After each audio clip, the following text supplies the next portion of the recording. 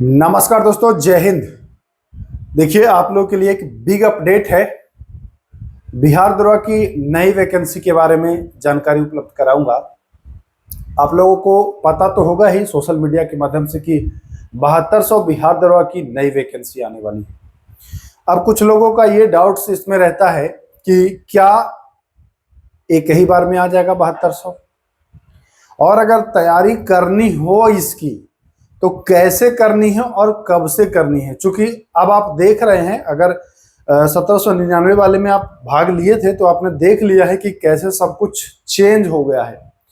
पुराना घिसा पीटा तरीका अब काम नहीं करने वाला है। तो इस वीडियो में हम दोनों पॉइंट्स पर आपका ध्यान आकर्षित करेंगे। पहले तो वैकेंसी कब तक आएगी, कितनी संख्या में आएगी, और दूसरा कि अब तैयारी अगर करना भी हो तो कैसे करना है, किन सोर्स का उपयोग करना है। तो आइए शुरू करते हैं। सबसे पहले तो अगर मैं बात करूं, एक जो नोटिस आया है उस नोटिस का, नोटिस नहीं कहेंगे, गजट है ये ना। तो यहां देखिए, ये बिहार पुलिस मुख्यालय की ओर से है और मुख्यालय एवं बजट प्रभाग, और एक ये आदेश है। नोटिस नहीं कहेंगे, इसको आदेश कहेंगे, ऑर्डर कह सकते हैं। इसमें कुल मिलाकर के जो मेन पॉइंट है उस पर मैं बात करूंगा। तो ये कह रहा है कि अवर निरीक्षक की, अवर निरीक्षक मतलब कि सब इंस्पेक्टर, ठीक है, या इसी को उप निरीक्षक कहते हैं। इनके कुल 7200 पदों का जिलावार, इकाई वार, यूनिट वार, है ना, या कार्यालय वार आवंटन किया जाता है। बस यही लाइन आपको ध्यान रखना है कि 7200 जो पद हैं, इन्हीं पदों पर वैकेंसी आएगी। तो अब जान लीजिए कि क्या ये जो 7200 पद हैं, क्या ये एक बार में ही आ जाएंगे पूरे पद।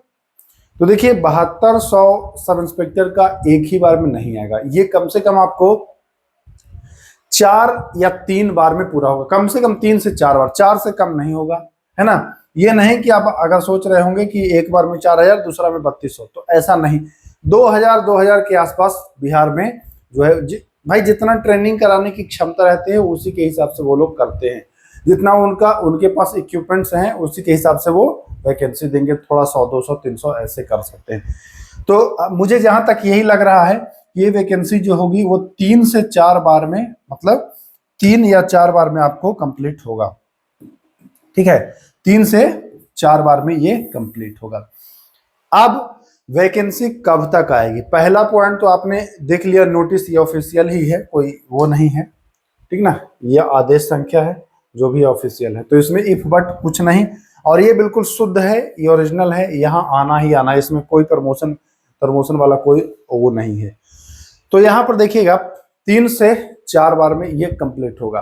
अब मैं बताऊं कि ये वैकेंसी कब तक आएगी। तो जैसा कि आप जानते ही हो कि जो अभी नई वैकेंसी प्रचलित है, अभी जो नई वैकेंसी प्रचलित है 1799 वाला, एक चीज जान लीजिए, जब तक ये कंप्लीट नहीं होता है 1799 कंप्लीट, तब तक ये वैकेंसी नहीं आएगी, ठीक। तो अब रही बात कि ये कंप्लीट कब होगा। तो देखिए, इसका मुख्य परीक्षा हो गया, मेंस एग्जाम इसका जो है वो हो गया।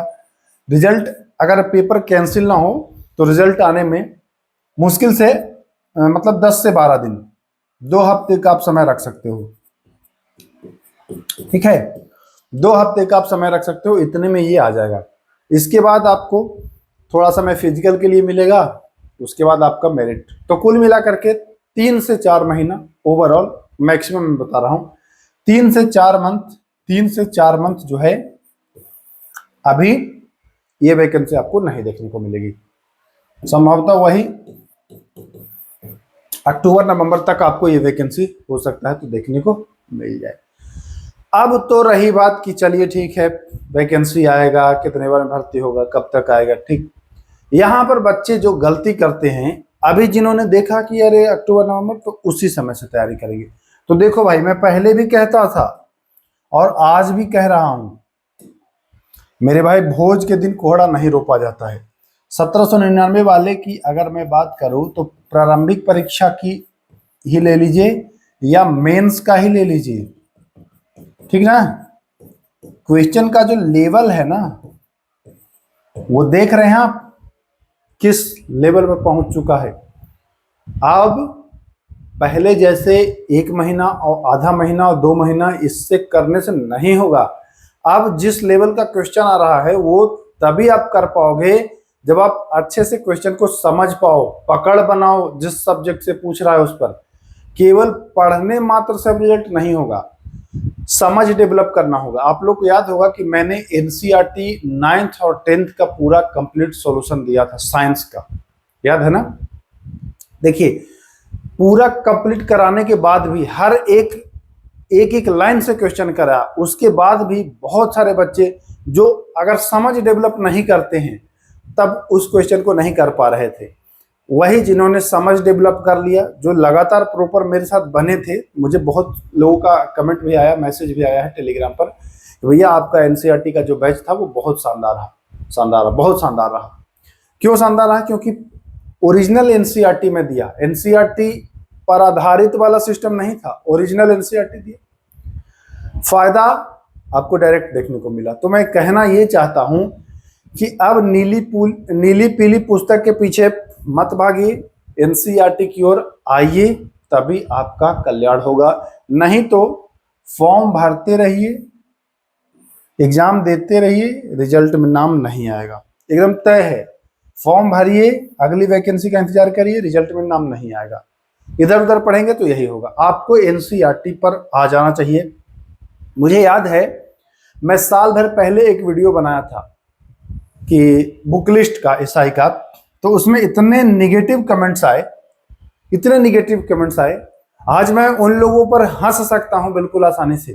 कमेंट्स ऐसा उन्होंने किया कि अरे खुद तो निकला नहीं है, कभी पीटी नहीं निकला है, कभी कुछ नहीं निकला है, और हम आईएएस बनेंगे जो इतना पढ़ें, ऐसे कमेंट आया। अप्रत्यक्ष को प्रमाण की जरूरत नहीं है, पीटी निकला कि नहीं निकला कि कै बार निकला है, ये जो लोग भी मुझे पर्सनली जानते होंगे उनको तो अच्छे से पता है कि निकला है कि क्या हुआ है। दूसरी बात, इस बार भी मैंने इसी के लिए केवल एग्जाम दिया था, और मेंस में भी बहुत सारे लोग मिले मुझे, एग्जाम सेंटर में, परीक्षा केंद्र के अंदर मिले, हॉल में मिले, तो निकला नहीं तो हमारा रिश्तेदार तो कोई है नहीं वहां कि हमको परीक्षा केंद्र पर अंदर बैठने के लिए बुलाया था। ठीक है, तो ये बस मैं ऐसे बता रहा हूं।